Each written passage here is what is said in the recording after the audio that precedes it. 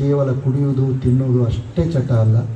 ನಾವು ಇನ್ನೊಬ್ಬರ ಬಗ್ಗೆ ಅಸೂಯೆಯನ್ನು ಪಡೆದು ಇನ್ನೊಬ್ಬರ ಬಗ್ಗೆ ಕೆಟ್ಟದಾಗಿ ಮಾತಾಡೋದು ಸಹ ಅದೊಂದು ಚಟನೇ. ಅದನ್ನು ಎಲ್ಲ ಬಿಡುವಂಥ ಕೆಲಸವನ್ನು ನೀವೆಲ್ಲ ಮಾಡಿರಿ. ಮನಸ್ಸಿನ ಚಟವನ್ನು, ಬುದ್ಧಿಯ ಚಟವನ್ನು ಇವನ್ನೆಲ್ಲ ಬಿಟ್ಟಿರಿ ಅಂತಂದ್ರೆ ನೀವೆಲ್ಲ ಶುದ್ಧರಾಗ್ತೀರಿ. ನಾವೆಲ್ಲ ಫಿಲ್ಟರ್ ನೀರು ತಂದು ಹಚ್ಚಿದಿರಿ. 2 ರೂಪಾಯಿ ಕೊಟ್ಟು 20 ಲೀಟ್ರಿಂದು ನೀರು ತೊಗೊಂಡು ಬರ್ತೀರಿ, ಕುಡಿತೀರಿ.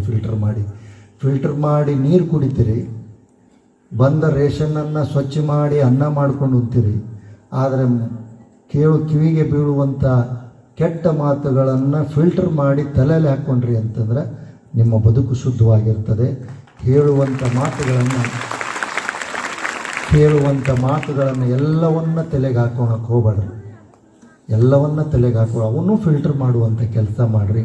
ಯಾರೋ ನಿಮ್ಮ ಮಕ್ಕಳ ಬಗ್ಗೆ ಹೇಳ್ತಾರೆ, ಯಾರೋ ನಿಮ್ಮ ಮನೆಯವರ ಬಗ್ಗೆ ಹೇಳ್ತಾರೆ, ಯಾರೋ ಇನ್ನೊಬ್ಬರ ಬಗ್ಗೆ ಏನೋ ಹೇಳ್ತಾರೆ.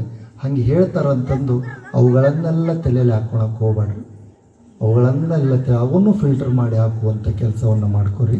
ನೀವೊಂದು ಶ್ರದ್ಧೆಯನ್ನು ಇಟ್ಟುಕೊಂಡು ನೀವು ಯಾವ ದೇವರನ್ನು ಪೂಜೆ ಮಾಡ್ತೀರೋ, ಯಾವ ಗುರುಗಳನ್ನು ಶ್ರದ್ಧೆಯಿಂದ ಕಾಣ್ತೀರೋ ಅವ್ರ ಬಗ್ಗೆ ನಿಷ್ಠೆಯನ್ನು ಇಟ್ಟುಕೊಳ್ಳುವಂಥ ಕೆಲಸ ಮಾಡಿ ನಿಷ್ಠೆಯಿಂದ ಬದುಕನ್ನು ಸಾಗಿಸಿ